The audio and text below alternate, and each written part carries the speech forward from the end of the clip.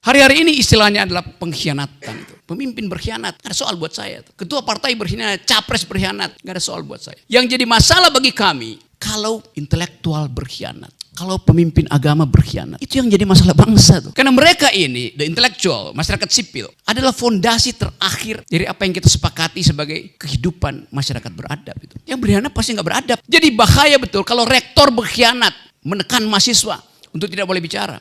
Kalau dekan berkhianat, memberi angka negatif pada dosen yang kritis pada pemerintah. Itu bahaya negeri ini kalau intelektual melakukan pengkhianatan.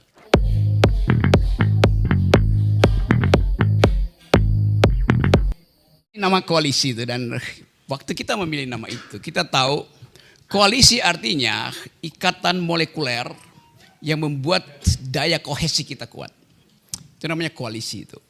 Jadi dari awal istilah koalisi artinya visinya udah selesai itu. Kalau koalisi yang sekarang dia pindah-pindah tuh. Karena dayanya daya adesi yang sebetulnya kimianya tuh doesn't mix itu, nggak pernah campur.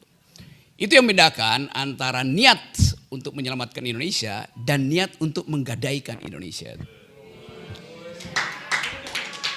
Tadi sesi gadai menggadaikan udah terjadi itu.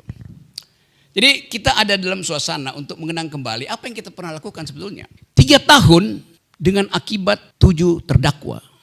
Anton, Ganjar, Ganda, Jumhur, Edi, siapa lagi juga. Yang hampir juga sebetulnya udah di tebing itu. Said Didu, Doni dari Surabaya tuh. Jadi kira-kira udah lebih dari setengah lusin itu di dalam 3 tahun. Dan kita berpikir apa yang menyebabkan kita diincar terus, dibidik terus tuh. Tapi dalam bidikan itu kita tidak pernah berhenti untuk terus.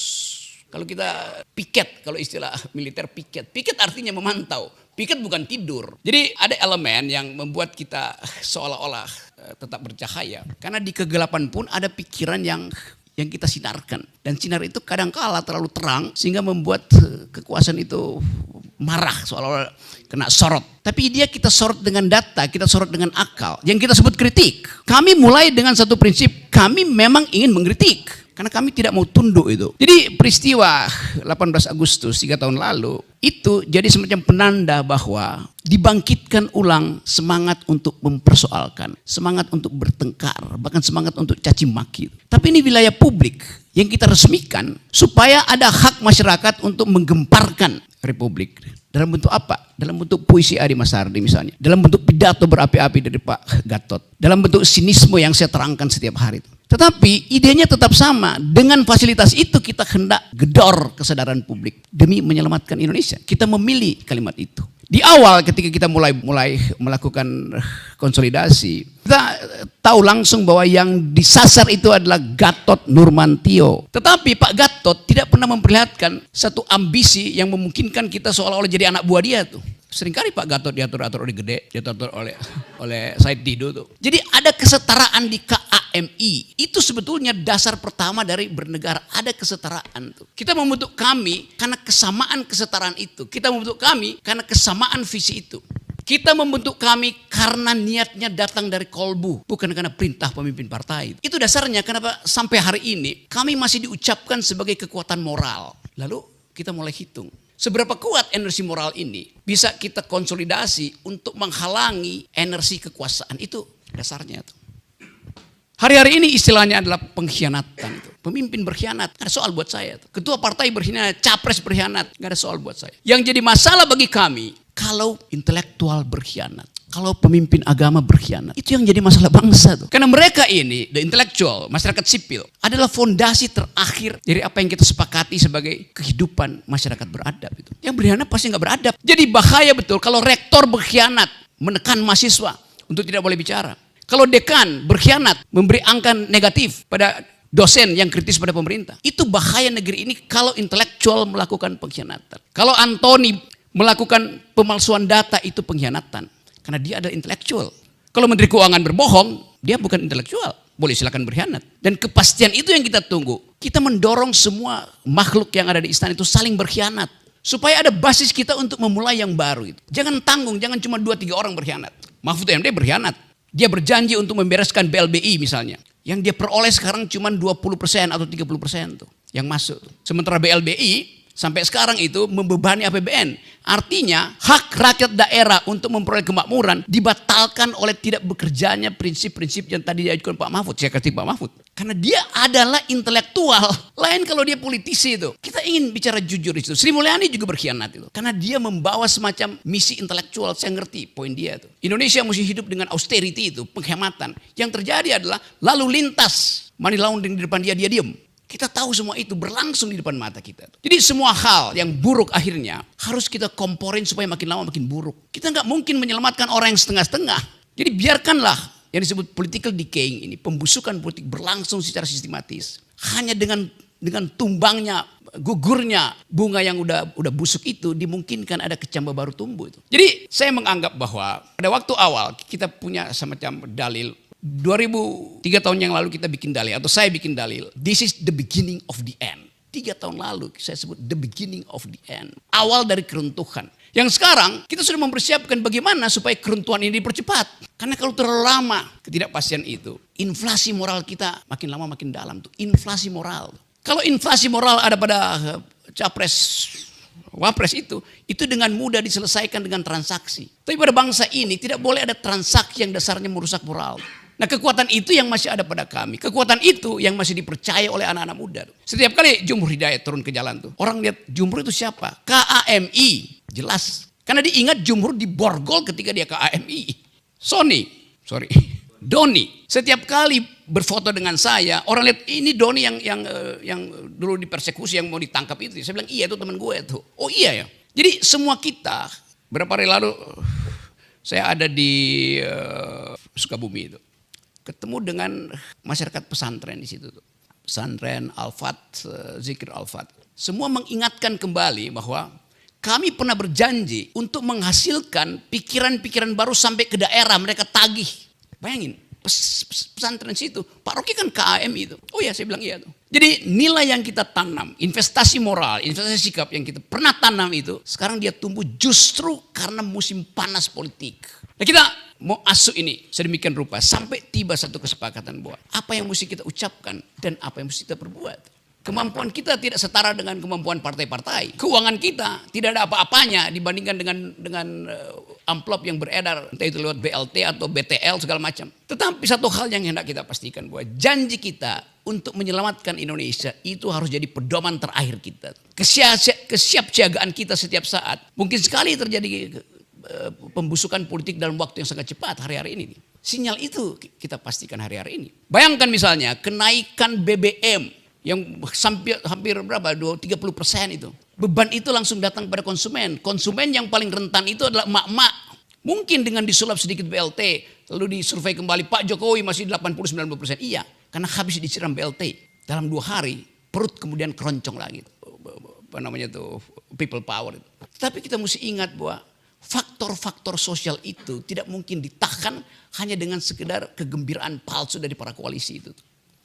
Coba kita uji misalnya, apa pandangan Anies, apa pandangan Ganjar, apa pandangan Prabowo terhadap BLBI yang akan ada di depan matanya tuh, yang masih ada 600 triliun di situ. Soal semacam itu yang mesti kita tanya sekarang tuh. Jadi kegemparan ini membuat kita menganggap bahwa oke, memang banyak pengkhianatan dan itu pengkhianatan hanya terjadi di antara para pengkhianat. Kita bikin batas etis bahwa kita tidak akan berkhianat. Soal itu. Kita bisa mencicil informasi politik, kita bisa mencicil analisis politik, bahkan kita bisa mencicil sinyal-sinyal politik bahwa di KAMI bertebaran kader yang menunggu saat yang tepat untuk memberitahu bahwa ada matahari terbit melalui fasilitas KAMI. Tapi matahari itu mesti jadi matahari moral. Karena yang ditunggu publik adalah matahari moral, bukan lagi matahari politik yang orang tahu oh kasakusuk akhirnya tuh. Saya bicara dengan milenial, mereka anggap bahwa nggak ada gunanya akhirnya kita memilih. Kalau pemimpin kita yang berjanji untuk melakukan perubahan, dianya sendiri berubah-ubah. Orang yang berubah-ubah tidak mungkin membuat perubahan. Tetapi kita masih kasih semacam sinyal kecil, oke, di mana dia diuji itu. Di dalam pertarungan gagasan mungkin menang. Di dalam pertarungan elektabilitas mungkin menang. Tapi di dalam pertarungan etikabilitas pasti lumpuh itu. Dan kita baca statistik hari ini bahwa 27-30% pemilih pemuda itu dalam posisi swing voters. Gak mau bicara. Mereka bahkan bilang, Pak Rocky bagaimana kalau kita golput? Saya bilang lakukan. hak moral Anda untuk golput sebagai tanda protes itu. Jadi saya mau ungkapkan satu keadaan hari ini. Kita ada di dalam ujian yang sifatnya paradigmatik. Menahan diri untuk mempertahankan identitas moral etik kita atau tergoda untuk dalam jangka pendek uji coba politik. Kita tunggu momentum itu tuh. Tapi saya selalu lihat bahwa Indonesia memang harus sampai ke titik nadir baru bisa reborn pergi lagi pada titik zenith. Jadi KAMI dalam usia 3 tahun kita bikin refleksi yang panjang dan kita temukan bahwa dalam 3 tahun itu belum sampai 1000 hari sebetulnya aktivitas politik kita. Kita sudah bisa menanamkan prinsip-prinsip dasar bernegara yang masuk akal itu. Dan itu yang menyebabkan saya terus-menerus diundang. Setiap hari saya ada undangan 20 kampus. 20 kampus, 10 LSM, 30. Jadi satu bulan itu bisa 1000 undangan di situ. Itu dasarnya apa? Karena mereka ingin dengar suara yang sifatnya oposisi, tetapi oposisi yang basisnya adalah akal dan kolbu. Itu jadinya. Kalau saya sekedar ngomong hal-hal yang normatif, kuliah umum, bagi mereka dia mau dengar satu kuliah umum yang basah secara etis. Bukan sekedar pameran kemampuan akademis, tapi mereka mau lihat itu. Satu waktu saya habis ceramah di Padang Sidempuan, Sumatera Utara. Seorang ibu datang ke saya tuh, Pak Rocky saya nggak setuju dengan prinsip Pak Rocky tadi, yaitu jangan ambil amplop. Kenapa ibu? Begini Pak Rocky, 50.000 itu bagi Pak Rocky itu satu cangkir kopi di kafe di Jakarta. Tapi bagi saya 50.000 itu 1 minggu uang untuk beli susu bayi saya. Jadi kita lihat betapa itu real di masyarakat. Memang secara normatif dia bilang jangan lakukan money politik. Tapi bagi dia kalkulasinya adalah real. Dan itu yang dimanfaatkan oleh pemerintah. Miskinkan rakyat, siram dengan BLT, panggil lembaga survei, naik tingkat penerimaan Jokowi. Karena baru disiram BLT.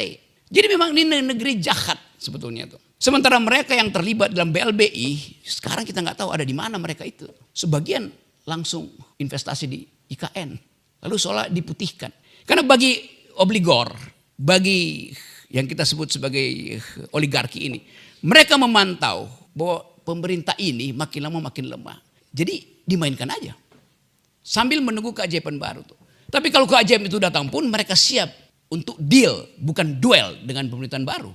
Jadi tetap, saya tadi kasih batas air moral. Kami harus ucapkan sesuatu nanti. Kalau mulai terlihat gejala bahwa mereka yang ada di dalam pembusukan rejim ini carry over, menyusup melalui proses osmosis ke dalam rejim baru. Mungkin sekali rejim yang baru tidak bisa menapis mereka sepenuh-penuhnya. Tetapi hanya itu yang kita punya tuh. Kita hanya bisa tapis dan memberitahu pada potensial rejim yang akan datang. Bukan kami berpihak, tapi kami melihat, KAMI melihat siapa yang potensial minus malum mengucapkan saya akan kejar BLBI. Saya akan batalkan proyek-proyek yang menghina akal sehat publik. Saya akan minta supaya para investor itu memberi kami waktu untuk renegosiasi itu. Diucapkan dari sekarang supaya ada hak kami itu mengevaluasi itu. Tapi mungkin itu nggak akan terjadi. Karena kasak kusuk masih jalan. Kepastian Anies, Caimin, kepastian Prabowo dengan Gibran, kepastian macam-macam itu, Ganjar dengan siapapun. Itu menimbulkan pesimisme bagi kita bahwa tidak mungkin ada pikiran jernih tentang masa depan Indonesia. Jadi antara optimisme yang tanggung tadi dan pesimisme yang kita maksimalkan, kita ambil satu prinsip bahwa kita menunggu. Kita, KAMI, akan ada dalam posisi piket sambil memantau. Karena saya tahu bahwa dengan deteksi yang agak rasional, ada keadaan yang makin lama semacam magma yang naik perlahan-lahan itu. Dan kita tinggal lihat tanda-tanda ular monyet turun dari gunung. Itu mulai terjadi. Jadi letupan itu kita perlukan sebetulnya. Yang paling penting adalah letupan itu harus kita asuh dengan prinsip kewarganegaraan. Jadi orang sering anggap bahwa KAM ini kebanyakan orang yang berpikir intelektual itu. Ya memang. Karena negeri ini dimiskinkan oleh mereka yang punya otak tetapi menjadi pengkhianat. Itu dasarnya. Saya senang bahwa setelah 3 tahun energi kita masih sama itu. Gairah Adi Masari masih sama itu. Ketajaman Pak Said Didu masih sama itu. Kemampuan Jumhur Hidayat untuk mengendalikan diri supaya enggak di borgol 2 kali itu masih ada tuh. Tetapi satu waktu ada sejarah yang akan memanggil kita untuk memimpin bahkan perubahan politik harus mungkin kita bayangkan di luar sistem formal elektoral. Kita sebut aja itu secara jujur. Kenapa? Karena politics bukan the art of the possible, the art of attacking the impossible. Nah, bagian ini yang orang tunggu. Jadi kalau kita kirim-kirim sinyal, pasti Pak Gatot dipantau lagi, pasti Said Didu dipantau lagi, pasti Jumhur dipantau lagi. Kalau saya udah dipantau tiap hari itu. Karena mereka menduga bahwa ada kaitan-kaitan antar kerjaan Jumhur buruh itu dengan mahasiswa. Memang satu tema. Saya bicara di buruh sama dengan saya bicara di mahasiswa. Seminggu ini saya udah bicara di 3 kampus itu. Di kampus UI dengan BEM UI. Membantu mereka mempersiapkan pertanyaan tajam buat tanggal 14 nanti. Lalu saya bicara di Universitas Muhammadiyah Jakarta itu. Dan ketajaman yang sama ada di mereka tuh. Bahkan dekan-dekan di situ bilang, udah sekarang aja deh. Cetuskan golputnya tuh. Itu Muhammadiyah tuh. Terakhir saya bicara lagi di Fakultas Teknik UI. Semua mahasiswa baru dikumpulin di situ. Kira-kira 2.500 di lapangan tuh. Dan Anda akan kaget, anak SMA yang baru lulus menjadi mahasiswa Fakultas Teknik, bukan Fakultas Sospol, mampu bicara tentang politik dalam pengertian kritik intelektual. Dia bicara tentang nasib bumi itu. Dia bicara tentang global security itu. Setelah selesai, ada yang datang ke saya tuh. Saya tanya, kenapa kalian bisa punya dalil semacam itu? Paham tentang global issues, paham tentang environmental ethics. Kami pendengar FNN tiap hari. FNN itu apa? FNN itu kami, jelas itu. Cuma putar-putar di situ isunya kan. Saya diwawancara, saya tidur diwawancara, Antoni diwawancara, Pak Gatot diwawancara. Jadi kami itu tetap dilihat sebagai blue chip di dalam investasi akademis. Itu dasarnya. Jadi sekali lagi teman-teman, kita rayakan hari ini dan ucapkan bahwa kita akan tetap bergerak. Assalamualaikum warahmatullahi wabarakatuh.